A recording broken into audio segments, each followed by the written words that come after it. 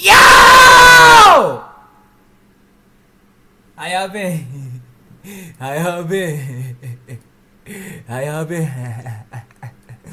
But no, we finna be reacting to Extreme Vigilante Justice. It's by A Serious History. I low-key was interested in watching it, so we finna get into it. Alright. Today, we're going over stories of people who went to extreme lengths to take justice into their own hands. Oh, and I'm back. John Brown. It's 1812, and a 12-year-old boy named John Brown is delivering a herd of cattle that he'd just driven over 100 miles to the home of a U.S. Marshal. The Marshal is impressed that such a young boy was able to do this all alone, and invites him to stay with him for a few days before making the trek back to Ohio. John is tired from the journey, and the Marshal seems friendly, so he agrees, and together they enter his home. Inside, John sees a boy around his age dressed in ragged clothing. He excitedly rushes over to introduce himself, and the boy, though nervous at first, eventually warms up, and the two begin to play together. This boy was smart, kind, and gives John some things that he'd made as gifts. Soon it's dinner time, and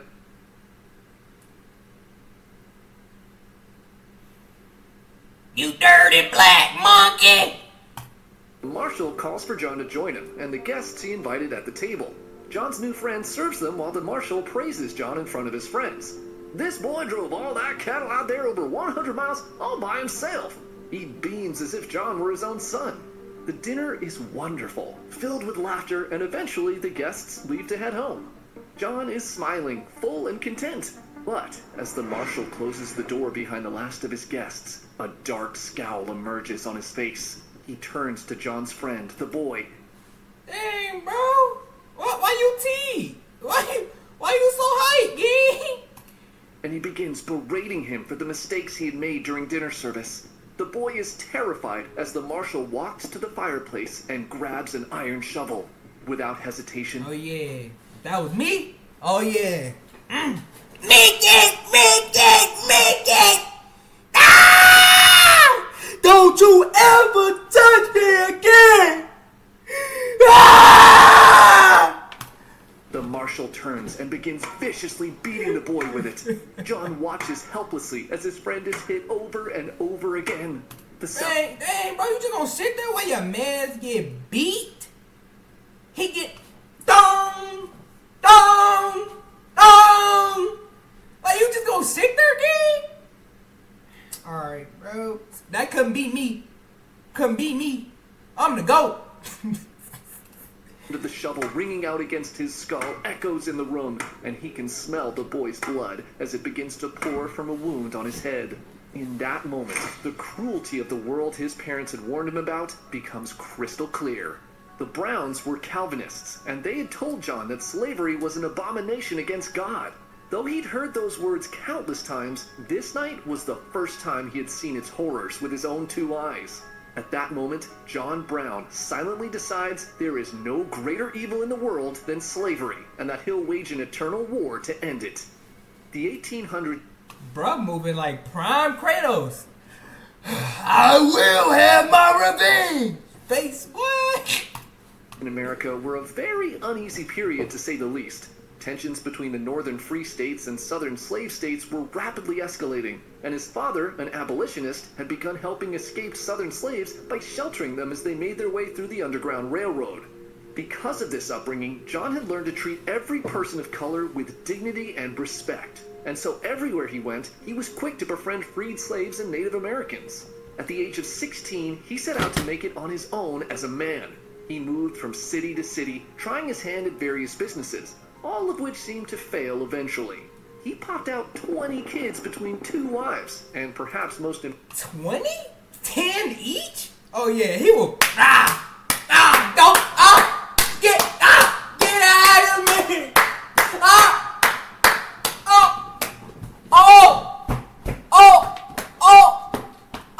Oh, I'm tripping, bro. I'm tripping.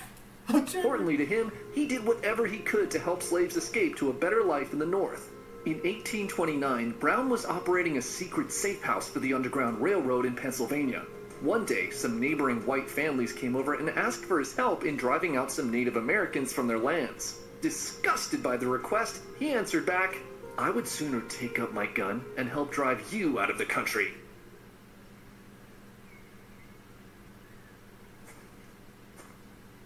But as much as John Brown hated racism, half of the country felt exactly the opposite way. Slaves were essential to the economy in the South, and with the 3/5 Compromise of 1787, which classified slaves as 3/5 of a person, Southern states quickly gained disproportionate political power in Congress. This led to the passing of the Fugitive Slave Act in 1850, which required Northerners to capture and return escaped slaves to their owners. Upon hearing the news, John Brown could not believe a law so heinous was passed, and for the first time in his life, he questioned if the pacifist views held by his fellow abolitionists would be enough to bring the changes required to right the wrongs being done in this country. In response, he forms a group called the League of Gileadites, an armed group who defended escaped slaves from slave catchers. They are successful, but as hard as he tries, Brown can see that the future of the country is growing increasingly grim. In 1854, Congress passes the Kansas-Nebraska Act, which left the decision on whether those territories join the Union as a free state or a slave state up to a popular vote. Immediately, pro- and anti-slavery settlers rushed to Kansas to try to sway the voting in their favor, and amongst the anti-slavery settlers were 5 of John Brown's sons.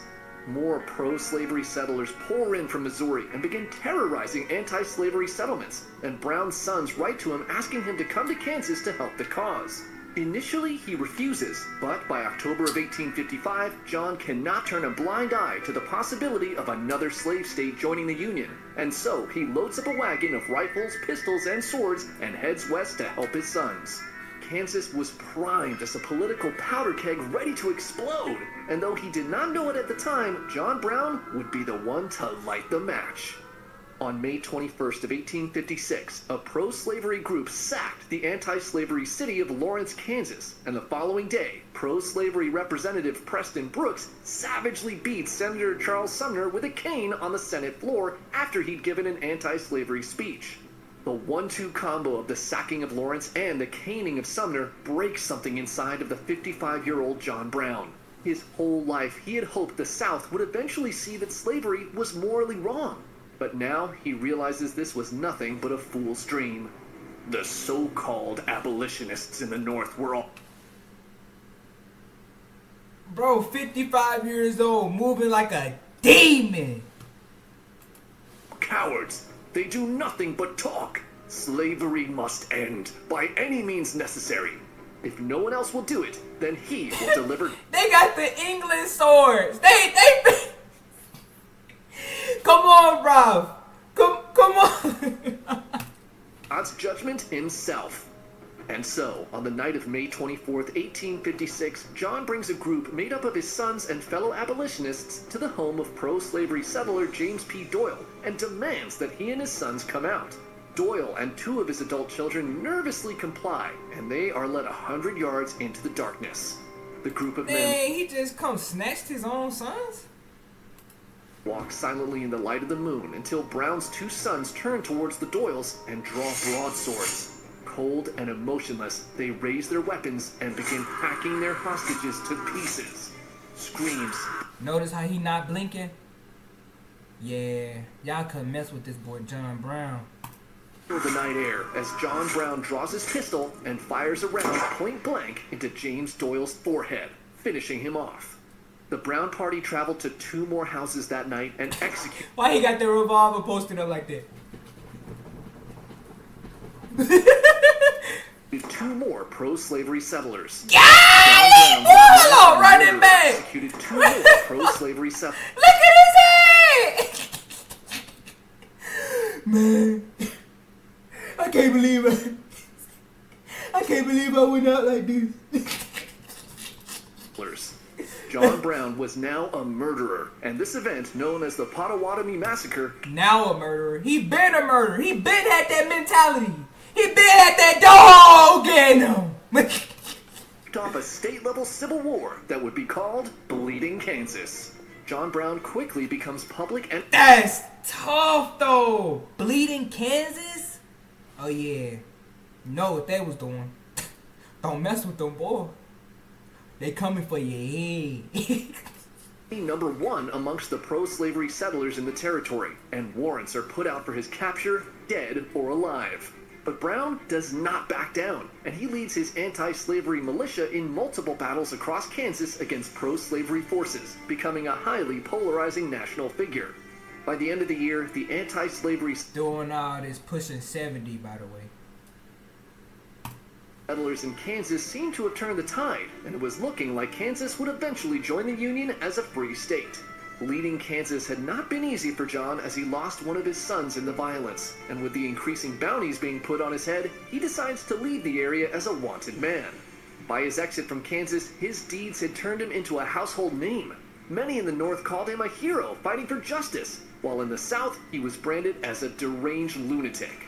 But what John Brown planned to do next would make all the previous events appear small in comparison, and it would change the course of American history forever. This, Ah! you're not ready for it. In August of 1859, John meets his longtime friend, escaped slave and activist Frederick Douglass, in an abandoned stone quarry in Pennsylvania. Now a wanted man, the meeting is done in secrecy with just a few in attendance. After exchanging pleasantries, Brown tells his old friend about a plan he'd been working on for years. Inspired by the story of Moses, who led the slaves out of Egypt in the Bible, and the tales of Spartacus, a slave who had led a slave rebellion against the mighty Roman Empire, Brown believed deep in his heart that the slaves in the United States, if provided the opportunity and proper means, would rise up against their oppressors and take their freedom for themselves. Douglass cannot believe what he's hearing, as Brown continues to share his plan to raid the federal armory at Harper's Ferry, Virginia, and incite an insurrection of slaves against their owners. Douglass desperately pleads with his friend not to do this. Attacking a federal building would be a suicide mission. But Brown pushes back, saying that he's now realized his purpose. He is an instrument of God. Bro got that dog in him. He gotta do this. This is part of his character. This is how he lives.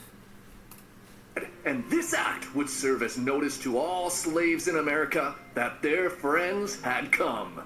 As they part ways, Brown turns to his friend and tries one last time. "Come with me, Douglass. I will defend you with my life." Douglass shakes his head, but an escaped slave who had accompanied him to the meeting is moved by Brown's words and agrees to join him on his mission.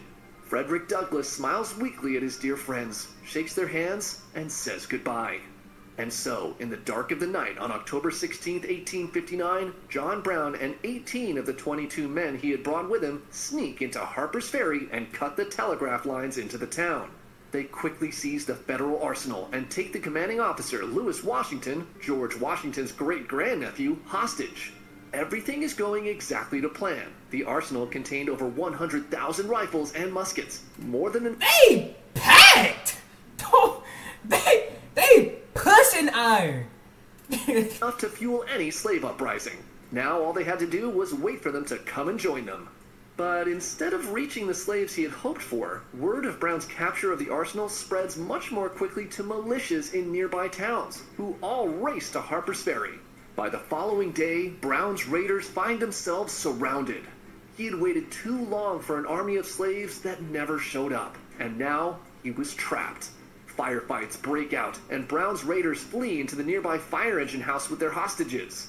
By nightfall, President Buchanan orders a detachment of U.S. Marines to Harper's Ferry and commands Army Colonel Robert E. Lee to lead them to retake the armory. On October 17th, after a failed negotiation, Colonel Lee orders the Marines to storm the fire engine house. Within minutes, John Brown was wounded and captured, and 8 of his men, including his sons, were dead. Brown is charged with My treason God! against the Commonwealth of Virginia, murder, and inciting an insurrection. My bad, y'all boys. I hit my mic and it came out. With treason against the Commonwealth of Virginia, murder, and inciting an insurrection. His case is expedited through the courts, and he's found guilty on all charges. When asked if he had anything to say, John Brown rises from his seat and eloquently begins a speech, denying any wrongdoing and saying that if his same actions had benefited the rich instead of the enslaved, he would have been rewarded rather than punished. He closes his statement with the following words: Now, if it is deemed necessary that I should forfeit my life for the furtherance of the ends of justice, and mingle my blood further with the blood of my children, and with the blood of millions in this slave country, whose rights are disregarded by wicked, cruel, and unjust enactments, I submit. So let it be done. John Brown was hanged for his crimes on December 2nd, 1859. In the crowd that gathered to watch his execution were U.S. soldiers Stonewall Jackson and Jeb Stuart, men who would later fight for the Confederacy against the country they had sworn to protect. Also watching from afar is John Wilkes Booth, the man who would later assassinate President Abraham Lincoln. Dang. John Brown makes no speech that day. Bro putting in honorable mentions. Bro tripping. You did not have to say that. But instead hands a small note he had written on a scrap piece of paper to his jailer as he walks up to the galley. I, John Brown, am now quite certain that the crimes of this guilty land will never be purged away, but with blood. I had, as I now think, vainly flattered myself that without very much bloodshed, it might be done. And John Brown was prophetically right. His raid on Harper's Ferry equally stirred the hearts of abolitionists to the north and terrified slave owners in the south, who rapidly began to push for secession from the United States. In just over a year, the American Civil War began, and 750,000 Americans will die in the war to end slavery. As they marched throughout the country, Union soldiers began singing a song they called John Brown's Body as a rallying call. What began as a joke with crude lyrics evolved into a song detailing the life of a man who had given everything he had to end what he considered the greatest sin of his nation. This song was eventually rewritten into the Battle Hymn of the Republic, or as it is more commonly known, Glory, Glory, Hallelujah. In Albion, no matter where you journey, perhaps best friend, it can carry anything you throw. Gary Plauché. It's 1983 in Baton Rouge, Louisiana, and Gary Plauché is driving his 10-year-old son Jody to karate practice. Jody's been training under his 24-year-old instructor, Jeffrey Doucette, and Gary is proud of how much his son's improved. But at the same time, Gary feels bad for the guy. See, Jeff seems like a good guy, but he's struggling financially. So much so that it's pretty obvious he's been living at his karate dojo. So, wanting to help him out, Gary starts inviting Jeff over for dinner, and occasionally lets him stay. Look, we're gonna call it quits right there. That was some heat. I'm just joking. I'm joking. Over the next few months, Jeff becomes a close family friend. To Jody, it was awesome having a cool older friend around so often. The two start spending a lot of time together, going to movies and traveling to different cities for karate tournaments. And to Gary, it was great that his son had a positive role model that he could trust to keep Jeff safe. But that trust was about to be broken in the most horrific way imaginable. On February 14th, 1984, Jeff asks Gary's wife if he can borrow her car to visit his uncle, and if Jody can come along for the ride. She doesn't see anything wrong with this, so she hands over the keys and tells them to have fun. A few hours later, Jeff calls and says they decided to stay the night at his uncle's place and will be back the next day. But when the next day comes and goes with no sign of Jeff or Jody, Gary and his wife start to worry that something terrible may have happened. They contact the police, who begin searching for the boy and his instructor. But despite their efforts, there's still no trace of either of them. Hours turn into days, and Gary's worry slowly turns into dread that the worst has happened. The police soon launch a country-wide search to bring Jody back home. And all the while, Gary can't stop imagining all the horrible things that may have happened to his son. 2 weeks pass with no signs of Jody or Jeff, and the terrifying possibility that he may never see his son again begins to feel very real to Gary. But on February 29th, Gary's wife receives a collect call from a motel in Anaheim, California. When she picks up the phone, she hears Jody's voice on the other end.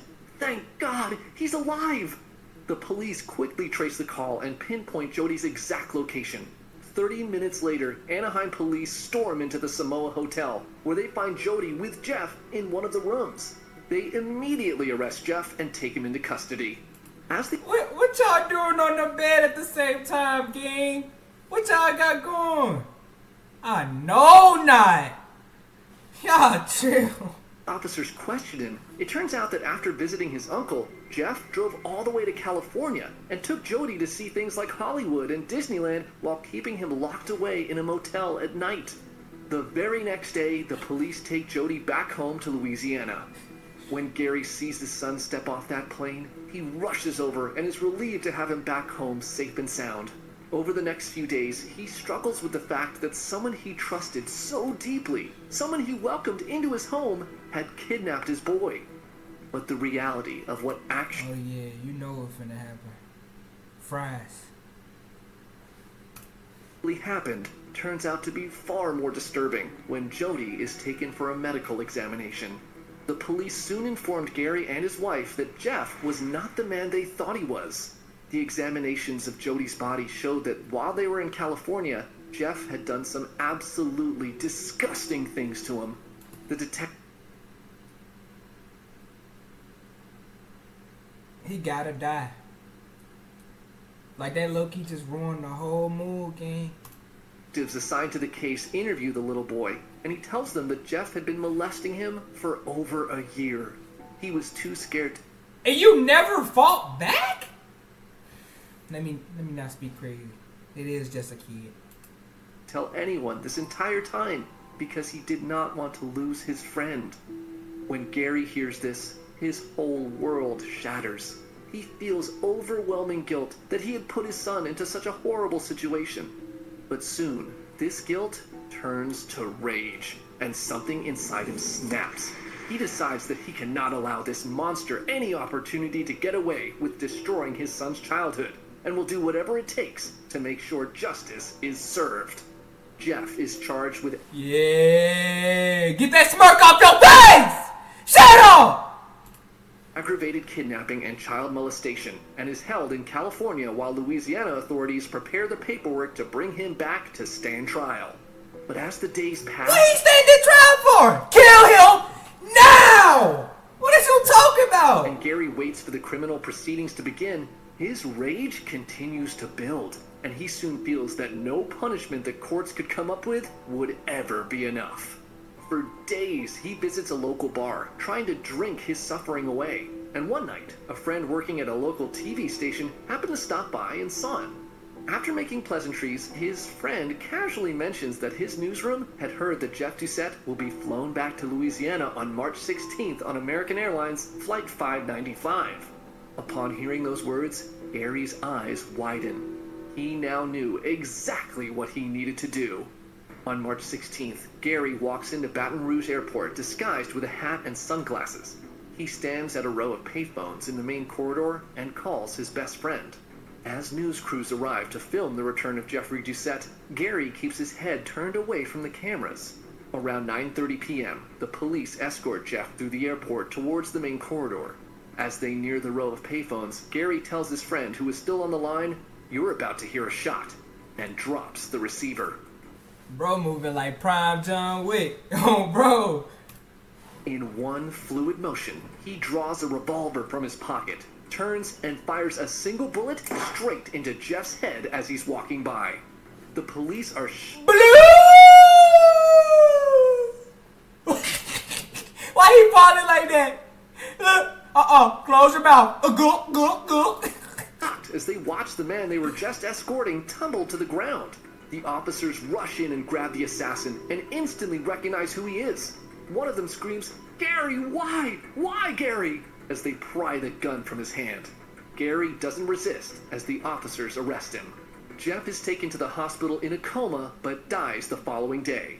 The assassination was filmed live as it happened directly in front of the local news crews at the airport, and the graphic images of the execution quickly become national news. As brutal a crime as was committed, many throughout the country identified with the father's desperate quest for revenge. Gary is tried for second-degree murder, but accepts a plea bargain in which he pleaded no contest to manslaughter. The judge ruled that there was virtually no risk of Gary committing any other crime, so he's only given a 7-year suspended sentence, 5 years of probation, and 300 hours of community service.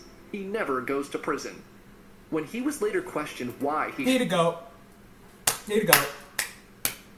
Give my man some props. Not Jeffrey Doucette. Gary simply replied, "If somebody did it to your kid, you'd do it too." Hi there, I'm Lilypad. Let's play. Get to know the It's a rootin' tootin' cowgirl. San Francisco Committee of Vigilance. It's 1848, and a man named Sam Brannan is visiting his newly opened store in what's now modern-day Sacramento. Just a few years earlier, Brannan, a Latter-day Saint, had fled religious persecution on the East Coast and ended up in California in a tiny port town that's now known as San Francisco. In his short time on the West Coast, he had started a newspaper, a flour mill, and now had just opened his first general store. Things are going pretty good for this young entrepreneur, but little did he know that his life would soon be changed forever, as a few rough-looking men entered his store looking to purchase some supplies. These men had come from Sutter's Mill up in Coloma. They pick out a few goods and bring them up to the counter to purchase. Brannan tells them what they owe, and instead of handing over coins, one of the men opens a leather pouch and pours a pile of gold dust onto a scale. Brannan can't believe his eyes. Who has so much gold that they can pay for things like this? So he makes a trip to Coloma to investigate what's going on at Sutter's Mill. He speaks to some of the workers there and finds out that they found gold in the American River. Tons of it. The men tell him there's so much gold here that all the people in California working together couldn't take it out in 50 years. Instantly, dollar signs flash in Brannan's eyes, but instead of brainlessly jumping into the river to find gold himself, he crafts what is perhaps the greatest marketing stunt in American history. Brannan returns to San Francisco and quickly begins purchasing every single pickaxe, shovel, and gold pan he can find in the area. He ships them all to his store in Sacramento and tells his employees to price these items at extreme markups. He then puts the gold dust he had received as payment into a glass bottle and steps out onto the streets of San Francisco. He holds up the bottle and loudly shouts, "Gold! Gold on the American River!" And the townspeople near him all stop their daily routines and turn to look. He holds out the bottle, and as it sparkles in the sun, he continues to shout his message over and over again. "Gold on the American River!" Brannan's plan works, and the news spreads through the town like wildfire. In a very short amount of time, nearly 75% of the men in San Francisco raced east to try to strike it rich. On their way to Coloma, they all stop at the only store with tools along the way, Brannan's General Store in Sacramento. In the first 9 weeks of the gold rush, Brannan makes $36,000, an equivalent of $1.4 million today, and he quickly becomes the richest man in California. But while Brannan's marketing stunt worked out better than he could have ever imagined, it led to some unintended consequences. News of gold in California spread throughout the world, and by 1850, San Francisco had exploded from a small port town of less than 1,000 people to a city of over 25,000. The massive boom of fortune seekers brought unprecedented levels of crime and lawlessness, and the local government with its small police force just couldn't keep up. Gangs of thieves and murderers begin to roam the streets of San Francisco freely without any fear. The worst of these criminals are the Sydney Ducks, a ruthless gang of ex-cons from Australia. They set fires to buildings to distract the police while they loot businesses, and anyone caught in their way often ended up dead. On the rare occasions the police managed to catch them, they just... My thing is, why would you walk up to him as a gun is pointed at your head? But okay, bro. bribe corrupt officials and walk out of jail scot-free. On May 4th, 1851, a fire set by the Sydney Ducks burned down around 2,000 buildings, which was more than half the entire city and caused over $10 million in damages. Brannan watched that fire rip through the city, and he decides that enough is enough. On June 9th, 1851, he brings together a group of well-known citizens and businessmen. He tells them that the police are worthless, and that if they want the crime to stop in their town, they would need to take justice into their own hands. Everyone in attendance agrees, and so on that night, they form a committee of vigilance to take back their city from these criminals. Conveniently, this committee did not have to wait long to take action. The very next day, a member of the Sydney Ducks steals a safe from a merchant's office. The members of the newly formed vigilante group immediately track him down and hold a public trial. After finding him guilty, they hang him in front of a crowd of spectators. News of the... Bro. But medieval days, dude. You'll get hung, put to fire, beheaded, like, simply because bro said, oh, she's a witch. Simply off one word. Bro. Off what allegation? Trial and hanging quickly. No live proof. No proof at all. Oh yeah, he did this. Cut his head. Spreads through the city. Business owners who've had their shops looted and families who've lost loved ones to gang violence all realize they now have a way to fight back. And within weeks, the committee grows to over 700 members strong. Over the next 3 months, the committee hunts down every known criminal in San Francisco. They execute a total of 4 men and deport dozens more out of the city. The committee's extreme actions prove effective, and by September 1851, crime has dropped so dramatically in San Francisco that for the first time in years, people begin to walk the streets without fear. The committee members look around and decide their work is done, so they officially disband and hand back control to the local government. But by 1855, San Francisco is worse than it's ever been. But this time, the criminals have gone from the streets to wearing fancy suits. Almost every major position of power in the city is held by corrupt elites who use their influence to protect the criminal activity of their friends. Violent crime rates skyrocket throughout, and more than 480 people are murdered within the span of a year. The police do nothing. Sick of the corruption, a man named James King of William, who, by the way, called himself that to distinguish himself from all the other James Kings in San Francisco, began printing a newspaper called the Daily Evening Bulletin, and begins publicly calling out corrupt government officials. On May 4th, 1856, King writes about a city supervisor named James Casey and exposes him as a convicted criminal who had once served time for grand theft before buying his way into public office.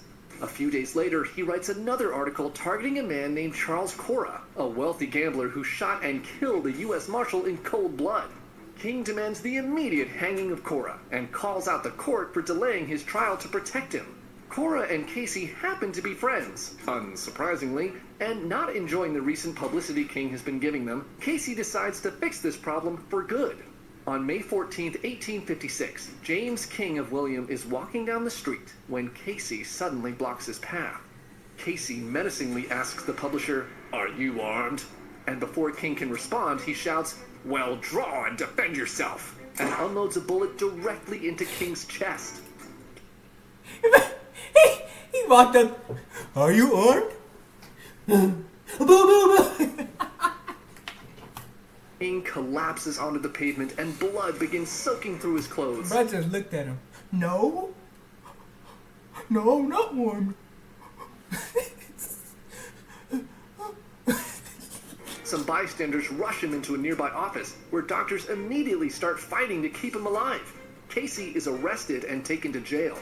As word spreads of the shooting, over 10,000 people gather in the streets outside of the building that King had been taken to, and murmurs begin to sweep through the crowd of a need for a second committee of vigilance. James King dies from his wound on May 20th, and just 2 days later, shortly after his funeral service, 3,500 armed vigilantes drag James Casey and Charles Cora out of jail and hang them in front of the entire city. The Committee of Vigilance was... Alright, come on, cuz. What's up with dudes getting hanged back to back? Let's lock in now. Let's change it up a little bit. Like, you know, he lynched the man, you know what I'm saying? Behead him, cut his legs off or something, do something. back, and this time it was bigger than ever. Over the next few weeks, the committee stormed through every government building in the city, searching for evidence of corruption. The vigilantes find a number of rigged ballot boxes which they displayed publicly as proof of election meddling they had suspected for years. They then not so subtly convince elected officials to resign from office. In an altercation with a California State Supreme Court justice, a vigilante is stabbed in the neck, and the committee takes the justice prisoner. This causes the federal government to call on a banker by the name of William Tecumseh Sherman to lead the local militia to stop the committee and their insurrection. But Sherman soon found out that most of the local militia wanted to fight for the Committee of Vigilance, not him. And so he quickly resigned, citing the whole fight as a lost cause. The committee's membership rapidly swelled, and within the span of a few months, they had hanged 4 men, deported dozens more, and had essentially taken over the corrupt. What did I just say about hanging folks? Okay, bro. Y'all got one more time. I might put my fist through the screen. Local government, installing their own political party, which they called the People's Party. On August 11th, 1856, having cleaned up the city once again, the committee voted to disband for good.